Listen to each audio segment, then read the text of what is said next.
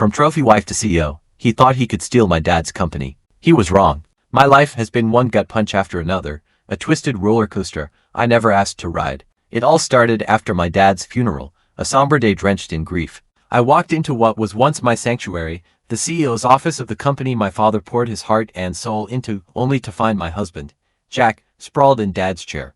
A smug look plastered on his face. The words that dripped from his lips were like poison. "It's all mine now. If you disagree, divorce." I actually laughed. He had no idea what was coming, especially since 2 weeks prior, my father made me the owner. My name is Julia, and I never imagined my life would spiral into a web of deceit, betrayal, and ultimately, empowerment. I grew up in a pretty normal family. Well, normal for us anyway. My dad was always busy with his window frame business, Thompson Windows, and my mom took care of the house. We weren't rich, and Dad rarely talked about work at home. He'd come in late, give Mom a quick kiss, and ask me how school was. That was about it. I didn't mind though. I was happy in my own little world. I remember the day everything changed. I was 22, fresh out of college and trying to figure out what to do with my life. I overheard Dad on the phone, his voice strained and desperate. "No, absolutely not. I won't let you take over my company. I've worked too hard for this." I shouldn't have eavesdropped, but I couldn't help it. My stomach twisted as I listened. Dad's company was in trouble.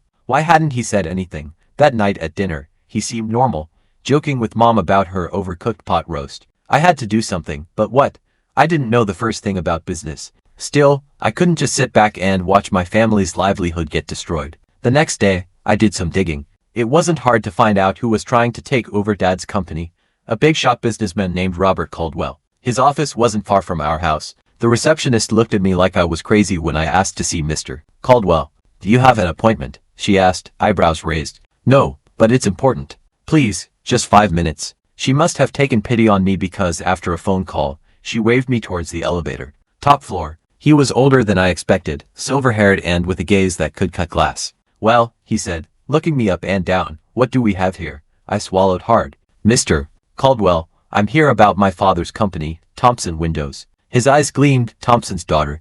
This is unexpected. Come in, let's talk." I followed him into his office, trying not to gawk at the view. "So, Miss Thompson, what can I do for you?" I took a deep breath. "Please don't take over my father's company. It means everything to him. There must be another way." Caldwell leaned back, a predatory glint in his eyes. "Interesting. I have a proposition for you, Miss Thompson. I'll leave your father's company alone if you agree to marry my son." I stared at him, incredulous. "Excuse me, you heard me. Marry my son, make him grow up a little. Do that, and your father's company is safe." I left Caldwell's office in a daze. Marry his son? Was he insane? But the more I thought about it, the more I realized I didn't have much choice. It was either this, or my family would lose everything.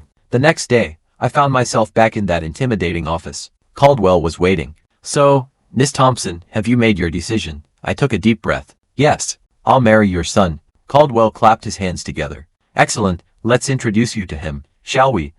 Before I knew it, I was being ushered into another room. "Hey," a voice drawled, extending a hand with a crooked smile. "I'm Jack." I shook his hand. "Yeah, that's me, Julia." Jack's father cleared his throat. "I'll leave you two to get acquainted." As soon as the door closed behind him, Jack ran a hand through his hair, looking uncomfortable. "Look, I'm sorry about this. My dad, he's got some pretty old-fashioned ideas." "It's fine," I said, trying to sound braver than I felt. "We can handle this." "Jack Caldwell," he offered, but it sounded forced. "Julia Thompson, but it is more than just a casual arranged marriage, so no big deal." We spent the next hour talking, and I hate to admit it, but Jack was kind of interesting. He was smart and funny, even if he did seem a bit irresponsible. I could see why his father wanted him to grow up. Over the next few weeks, Jack and I started dating, if you could call it that. The usual stuff: dinners, movies, awkward silences. We both knew this wasn't real, no matter how much we pretended. And so, 6 months after that fateful meeting in Caldwell's office, I found myself walking down the aisle. My dad looked so proud, so happy. He had no idea of the deal I'd made to save his company. There was no love there, not really, but there was friendship, and maybe that could be enough. The reception was a blur of congratulations and champagne. Jack's mother, Elizabeth, cornered me at one point. "Welcome to the family, dear," she said, her voice dripping with insincerity. "I do hope you'll make Jack happy." I plastered on my best fake smile. "I'll certainly try, Mrs. Caldwell." As we left for our honeymoon, I caught a glimpse of my father-in-law, clearly pleased with himself. I felt a flash of anger. This was all just a game to him. The first few years of our marriage were Interesting, to say the least. Jack and I settled into a routine of sorts. We lived in a nice house, courtesy of his father's wealth, but it felt more like we were roommates than husband and wife.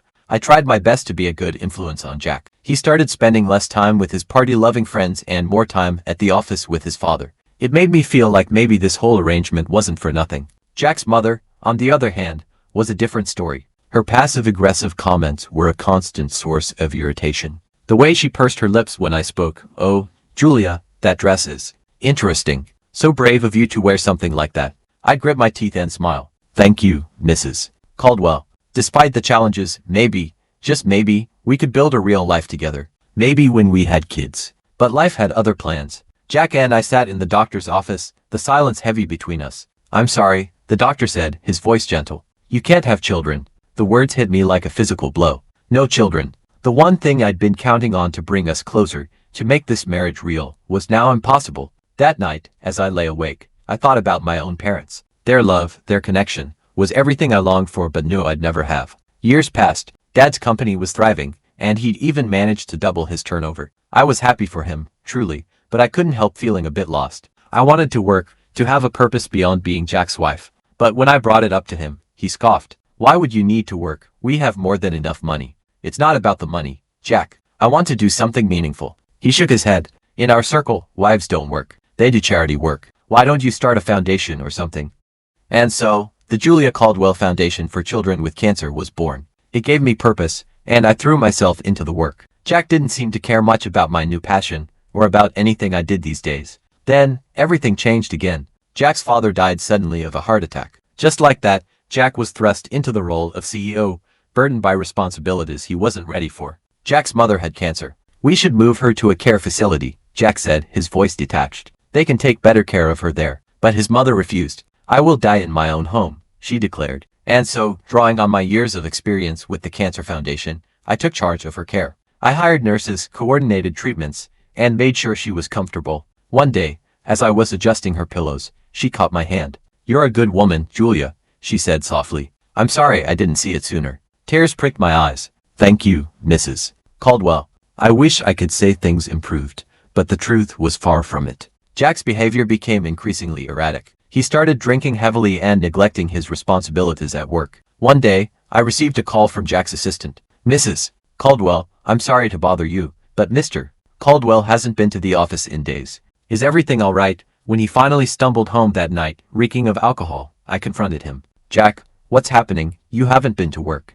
"What's the point?" he slurred. I couldn't believe what I was hearing. All those years of hard work gone. Desperate to salvage something, I reached out to my father. Despite being semi-retired, he agreed to help. He offered Jack a position as his deputy. But Jack's heart wasn't in it. He showed up late, left early, and generally did the bare minimum. I watched helplessly as my father's sales figures began to drop. I knew I had to have a serious talk with Jack. One night, after he'd had a few drinks as usual, I approached him. "Jack, we need to talk about work. You're barely showing up. My father's company is suffering because of you." Jack's face contorted with anger. "What are you talking about? I don't care about Thompson windows." He laughed, a harsh, ugly sound. "This company, this marriage. I'm just waiting for Mom to kick the bucket so I can sell her house and get out of here." I stared at him, horrified. "How can you say that? She is your mother. And all you care about is your money," he sneered. "Don't act all high and mighty, Julia. We both know this marriage is a sham." As I opened the door to leave, I came face to face with Jack's mother. The look on her face told me she'd heard everything. For a moment, we just stared at each other, a silent understanding passing between us. She reached out and squeezed my hand, a silent apology, a silent blessing. The day I got the call about my parents' plane crash, my world shattered. Mom and Dad gone, their small plane to Hawaii meant to be a second honeymoon, now a twisted wreckage. I needed support, someone to lean on. He was nowhere to be found. My own husband couldn't even be bothered to show up to the funeral. As I stood there, watching my parents' caskets lowered into the ground, I felt more alone than ever. After the funeral, anger began to replace my sorrow. How dare he? How could he abandon me when I needed him most? "Jack," I said, my voice tight with barely contained rage, "we need to talk." "What is it now, Julia? Can't you see I'm busy?" "Busy?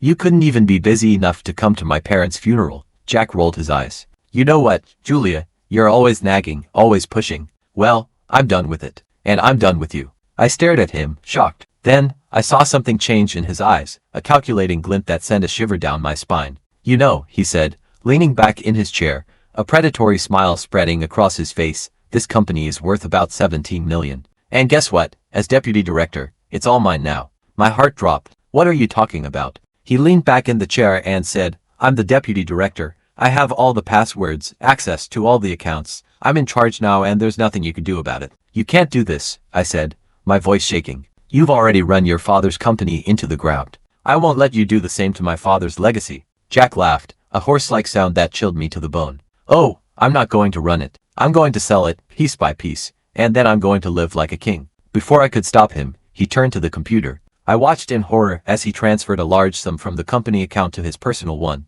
He said, turning back to me, that should keep me comfortable for a while. Then, as if this whole thing was just a minor inconvenience, he reached into his desk drawer and pulled out a stack of papers. Oh, and here, divorce papers. I think it's time we ended this farce, don't you? This couldn't be happening. It was too much, too fast. My parents were dead, my marriage was over, and my father's company was being stolen right in front of me. I left the office in a daze, divorce papers clutched in my hand. But as I walked, something shifted inside me. I'd spent years bending to Jack's will. No more. With renewed determination, I headed straight to my father's lawyer's office. Mr. Henderson had been Dad's friend and confidant for years. If anyone could help me, it would be him. Julia, Mr. Henderson said, rising to greet me as I entered his office. I'm so sorry about your parents. How are you holding up? I collapsed into the chair across from him, the events of the day spilling out in a rush. Mr. Henderson listened patiently. When I finished, he leaned back in his chair, a small smile playing on his lips.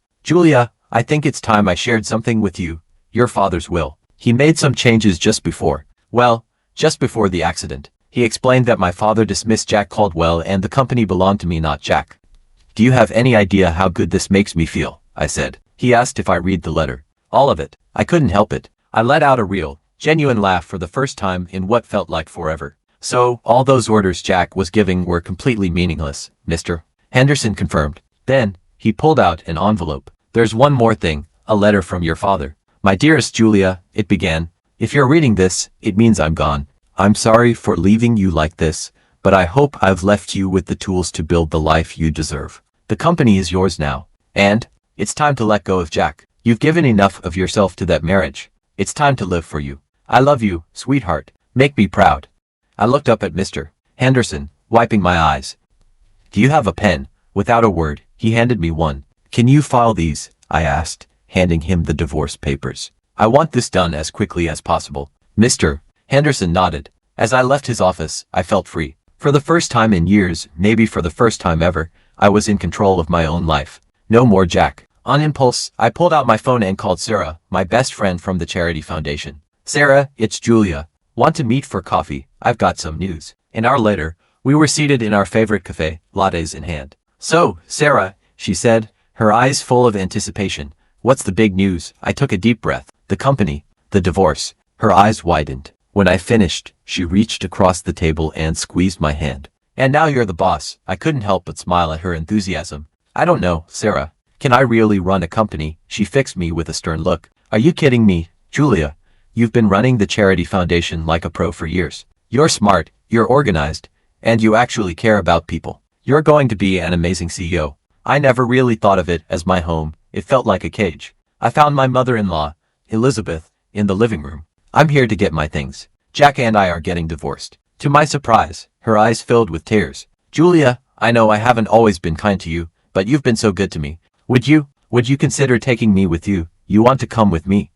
Before she could answer, the front door slammed open. Jack stormed in, his face red with fury. You, he shouted, pointing at me. What the hell did you do? The company accounts are blocked. I can't access the money. I straightened my spine, feeling a strength I didn't know I possessed. That money isn't yours. It never was. You have no claim to the company. I've already instructed security not to let you in the building. Jack's mouth opened and closed like a fish out of water. You bitch, you're trying to ruin me. He turned his attention to his mother. Mom, what are you doing?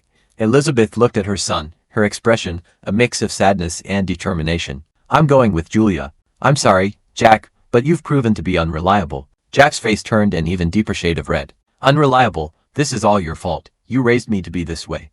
You and your coddling and your expectations. Fine, get out, both of you. I don't need either of you. I felt a wave of pity for him, but I couldn't let that sway me, not anymore. Come on, Elizabeth, I said softly. Let's get your things. As we packed, Jack continued to rant and rave, hurling insults and accusations, but I ignored him, focusing on the task at hand. The drive to my parents' house was quiet. Elizabeth dozed in the passenger seat, the stress of the day taking its toll. As we pulled up to the house, a lump formed in my throat. I helped her inside, leading her to my parents' room. It felt right, somehow, to give her the space, to let her find some peace within their memory. Are you sure? She asked, her voice barely a whisper. I nodded, swallowing past the lump in my throat. Yes, I think they would have wanted it this way. That night, as I lay in bed, I felt a mix of emotions. Grief, anger, relief, and a healthy dose of uncertainty about the future. But underneath it all, there was a glimmer of hope. Taking over Dad's company was like diving into the deep end of a pool without knowing how to swim. Those first few months were a whirlwind of meetings, financial reports, and sleepless nights. But I was determined to make it work. I hired Tom, a brilliant business consultant, who patiently guided me through the intricacies of running a multi-million-dollar company. You've got good instincts, Julia, he said. Trust them. Slowly but surely, I found my footing. I was swimming laps. The company's performance began to improve, and I felt a surge of pride. Through it all, I never neglected the Cancer Foundation. If anything, my work there became even more important to me. It was a link to my past and a beacon for my future. Elizabeth's condition worsened over time. I threw myself into her care, determined to make her final days as comfortable as possible. We grew close during those 2 years, healing old wounds and forming a bond I never thought possible. The day she passed, she looked peaceful. Thank you for everything, Elizabeth, I whispered, holding her hand. She squeezed my hand weakly, a small smile on her face, before slipping away peacefully. I organized the funeral myself, making sure everything was perfect. Jack didn't show up. I wasn't surprised, but I was still saddened to see how far he'd fallen. A few weeks after the funeral, I received a call from Mr. Henderson. Julia, there's something you need to see. Can you come to my office? When I arrived, I was shocked to see Jack there, a young blonde hanging off his arm. He smirked at me. Well, if it isn't the little CEO. Don't worry, I'm just here to collect my inheritance. Mom and I might have had our differences, but blood is thicker than water. I bit my tongue. The lawyer cleared his throat and began reading Elizabeth's will. As he spoke, the color drained from Jack's face. And so, I leave my house and all my savings to Julia Thompson, with the stipulation that the money be donated to the Cancer Foundation. Jack exploded. This is bullcrap. She manipulated Mom. She's a fraud. A gold digger. She ruined my life, and now she's stealing my inheritance. His girlfriend, looking bewildered, stepped away from him. You said we'd be set for life with this money. I'm out of here. I felt a wave of relief wash over me. She had seen him, truly seen him, for the shallow, selfish person he was. This whole ordeal has been more than I ever imagined. Now, looking back at everything that has happened, I find myself wondering if I handled this situation correctly. Based on everything you have heard, please let me know if you think I made the right choices and what you would have done in my shoes. I am open to all opinions and perspectives, so please don't hold back anything that comes to mind.